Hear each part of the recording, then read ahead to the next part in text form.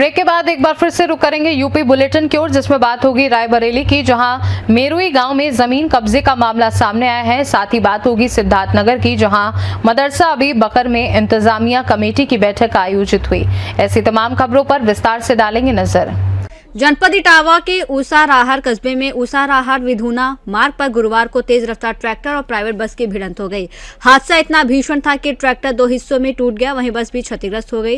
प्रत्यक्षदर्शियों के अनुसार ट्रैक्टर चालक लापरवाही और तेज गति से वाहन चला रहा था और इसी दौरान उसका संतुलन बिगड़ गया और विधुना की ओर जा रही प्राइवेट बस से जोरदार टक्कर हो गई।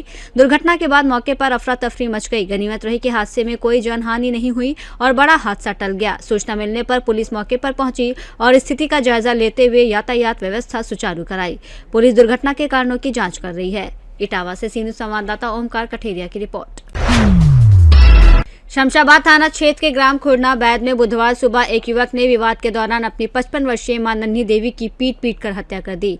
मां को बचाने पहुंची बहन सुषमा पर भी आरोपी ने हमला किया, लेकिन उसने कमरे में बंद होकर जान बचाई।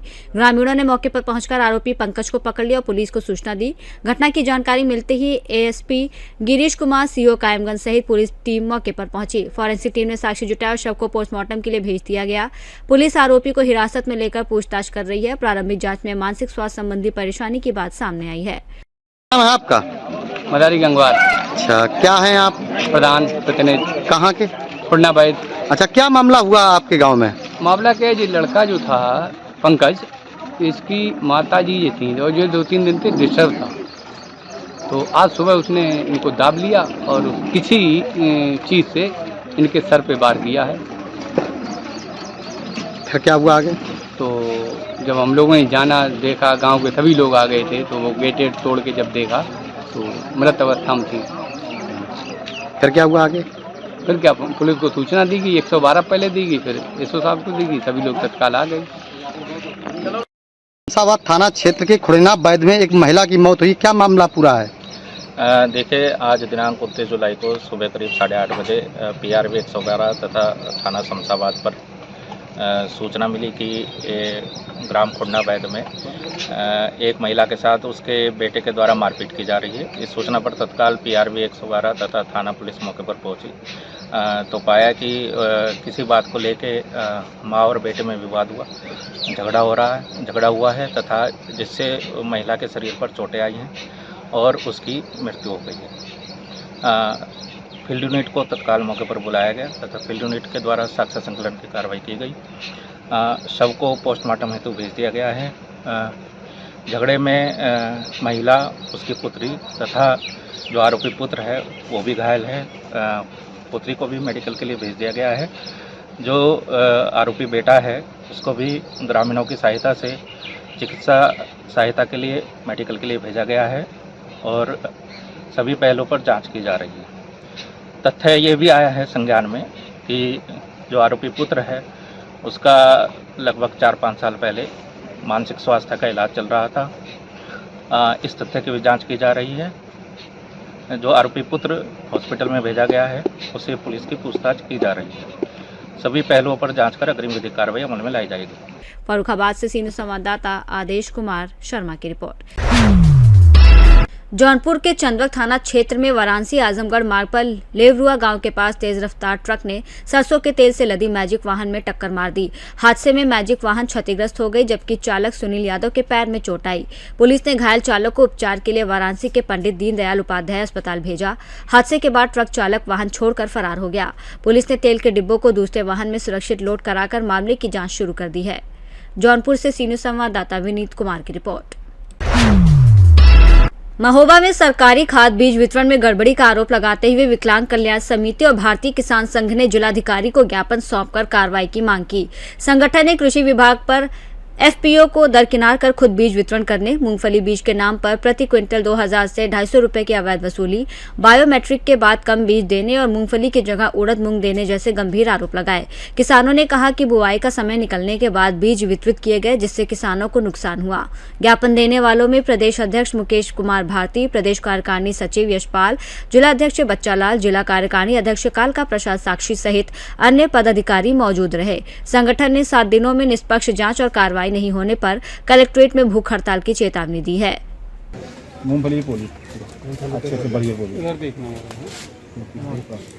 क्या नाम है आपका? जी कालका प्रसाद साक्षी नाम है, जिला अध्यक्ष। क्या समस्या होगी कि आप लोग आज जी जिला स्तर पे जो मूंगफली का बहुत बड़ा घोटाला हुआ है, जो प्रत्येक ब्लॉक में हुआ है, और उसी को जांच के लिए हम लोग डीएम महोदया जी के पास ज्ञापन लेकर के आए थे। तो मूंगफली का भी घोटाला है। मूंगफली की जगह पर किसानों को 1 हेक्टेयर में 1 क्विंटल मूंगफली मिलनी थी, जिसमें किसी को 20 किलो पकड़ा दिया गया, किसी को मूंगफली दी ही नहीं गई। उनको उर्दा मूंग दे दिया गया, किसी से कितना रुपया, किसी को 1000 लिया, किसी से 1500, किसी से 2000। यानी किसानों के साथ पूरी तरह से घोटाला, शोषण किया गया है किसानों का। इसके बाद जो दवा मिलनी थी, कीटनाशक दवा थी, वो MRP रेट पर मिलनी थी। MRP मुश्किल से 200, 250, 300 थी। इससे ऊपर उन्होंने हजार की MRP जैसी बना करके किसान भूला है, और उसी हिसाब से अब वो समझ रहे हैं कि भोले वाले किसानों को एकदम ठगने का काम किया गया। और इसमें हम कह सकते हैं कथित रूप से DD साहब की जांच हो, उनके इर्द गिर्द के कर्मचारियों की जांच हो। FPO के माध्यम से मूंगफली का वितरण होना था, क्योंकि FPO के माध्यम का ज़्यादा उनको दरकिरार कर दिया गया, और कृषि विभाग इसमें पूरी तरह से संलिप्त है। कथित रूप से उनकी भी जांच होगी। आश्वासन मिला है कि डीएम महोदया जी के अंदर बैठक चल रही है, इसी विषय पर बोले बैठक चल रही है, और शीघ्र ही हम इस विषय का निस्तारण करेंगे। महोबा से सीनू संवाददाता सुरेंद्र कुमार निराला की रिपोर्ट। रायबरेली के लालगंज थाना क्षेत्र के मेरुई गांव में जमीन कब्जे का मामला सामने आया है। ग्राम पूरे संभर सिंह का पूर्वा निवासी एक दलित महिला ने आरोप लगाया कि दबंगों ने उसकी गाटा संख्या 1624 वाली जमीन पर जबरन पिलर लगाकर कब्जा कर लिया। पीड़िता का आरोप है कि विरोध करने पर दबंगों ने बाहरी लोगों को बुलाकर जान से मारने की धमकी दी। न्याय की मांग को लेकर पीड़िता जिलाधिकारी कार्यालय पहुंची और अधिकारियों से कार्रवाई की गुहार लगाई। नाम है गुड़िया। कहाँ के रहने वाले? पूरे संभल सिंह के पूर्वा। लालगंज। लालगंज। समस्या क्या है जिलाधिकारी? समस्या यह है सर जी कि हमारे जमीन में प्रधान और कुर्मी हमारे गांव के जो है बेच लिया। हमारी जमीन में कब्जा हमारा था, हमारी जमीन को अपना कब्जा दिखाकर बेच लिया। उसमें काम लगा हुआ, उसमें काम नहीं बंद करा रहे हैं। कोई अधिकारी से मुलाकात की आपने? जी हाँ, आज हुई है। यही कहा है कि हम लिख रहे हैं और थाने में तुमको बुलाएंगे, जो फैसला होगा वहाँ होगा। क्या नाम है? मायावती। कहाँ के रहने वाले? संभल सिंह के पूर्वा। तहसील लालगंज। समस्या क्या है? समस्या है कि हमारी जमीन भूमि धरी थी और भूमि धरी में हमारा कब्जा था। हम उसको जोत बो रहे हैं और उसमें प्रधान जो है धर्मेंद्र, ये हमारी जमीन को एक चौधरी सेनी मतलब बिक्री नामा लेन के नाम करवा दिया और लेन जबरिया उसमें बनाना शुरू कर दिया। और हमको कहते कि यहाँ से चली जाओ, नहीं तुमको जान से मार देंगे। आज कहाँ आए? आज तो यहाँ को लेके आए हैं कार्यालय में। क्या सूचन थाने को दे दिया। रायबरेली से सीनू संवाददाता वीरेंद्र साहू की रिपोर्ट। सिद्धार्थनगर जिले के नौगढ़ तहसील क्षेत्र के नंदनगर ककरहवा स्थित मदरसा अबी बकर में इंतजामिया कमेटी की बैठक आयोजित हुई। बैठक में सर्वसम्मति से मोहम्मद शोएब को मदरसे का नया नाजिम यानी प्रबंधक चुना गया। कमेटी के 17 सदस्यों में से 11 सदस्य बैठक में मौजूद रहे, जबकि अन्य सदस्यों ने फोन के माध्यम से अपनी सहमति दी। मदरसा अध्यक्ष शकील अहमद ने बताया कि पूर्व नाजिम अब्दुल रहीम के निधन के बाद ये पद खाली था, जिससे अब मोहम्मद शोएब को जिम्मेदारी सौंपी गई है। उन्होंने कहा कि कमेटी में अन्य कोई बदलाव नहीं किया गया है। उन्होंने कहा कि कमेटी में बदलाव नहीं किया गया। वहीं नवनिर्वाचित नाजिम मोहम्मद शोएब ने जिम्मेदारी के लिए कमेटी का आभार जताते हुए मदरसे के विकास और प्रतिष्ठा बढ़ाने के लिए काम करने की बात कही।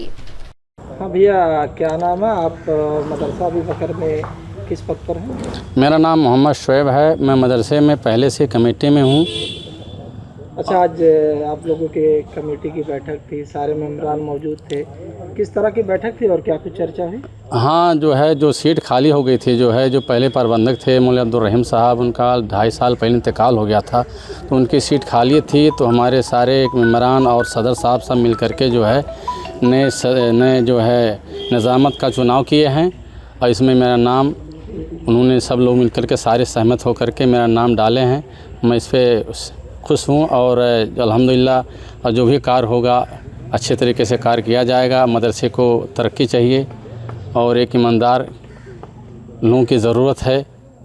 अच्छा, देखा जाए तो इसमें कुल 18 थे जी। तो जो पुराने प्रबंधक थे उनका इंतकाल हो गया, 17 मेंबरान बचे। लेकिन आज बैठक में जो है वो 11 मेंबरान ही मौजूद थे, 6 लोग नहीं आए, क्या कुछ जो कुछ पेशेंट थे कुछ बाहर हैं और जितने लोग बाहर हैं वो जो भी पेशेंट हैं वो भी सहमत हैं, जो बाहर हैं वो लोग भी सहमत हैं और जो यहाँ मौजूद थे वो भी सब सहमत हैं। अल्हम्दुलिल्लाह सारे लोग सहमत हैं, किसी चीज़ को कोई दिक्कत नहीं है। और किसी तरह से ज़बरदस्ती किसी को बनाया नहीं जा रहा है, सबकी सहमति से बनाया जा रहा है। जो कि हमारे सदर मौजूद हैं, सारी कमेटी मौजूद है, शूरा के लोग, बॉडी के लोग, सारे सब मौजूद। हाँ, क्या नाम है आपका और इस मदरसे में किस पद पर हैं? शकील अहमद मेरा नाम है। इस मदरसे पे हम अध्यक्ष यानी सदर के ओहदे पर हैं। अच्छा, अध्यक्ष जी ये बताइए, आज आप लोगों के मदरसे में कमेटी के मेंबरान मौजूद थे, एक बैठक थी, किस तरह की बैठक थी और क्या कुछ निर्णय लिया गया बैठक में? ये कमेटी का 5 साला मिक़ात मुकम्मल हो गया है, उसके इंतखाब जदीद के लिए हम सब इकट्ठा हुए थे और नाजिम साहब का भी इंतकाल हो गया। वो सीट खाली थी निज़ामत की, उनकी जगह पर इत्तफ़ाक़ राय आमिला और शूरा तमाम मेंबरान जो 11 मौजूद थे, बकिया जो गैर मौजूद थे, उन लोगों ने भी अपनी सहमति ज़ाहिर की और इत्तफ़ाक़ राय शुएब साहब को, मोहम्मद शुएब साहब को नाज़िम आला मुंतखब किया गया है। सिर्फ 3 मेंबरान गैर हाजिर रहे। तो क्या उनको बैठक के पूर्व सूचना नहीं दी गई थी? जितने मेंबरान हैं सबको बाइडा की इत्तला दी गई, फ़ोन भी किया गया। सिद्धार्थनगर से सीनू संवाददाता धर्मेंद्र कुमार की रिपोर्ट। यूपी बुलेटिन में फिलहाल के लिए इतना ही। बने रहिए सी न्यूज़ भारत के साथ, हर खबर आपके साथ, आपके हाथ।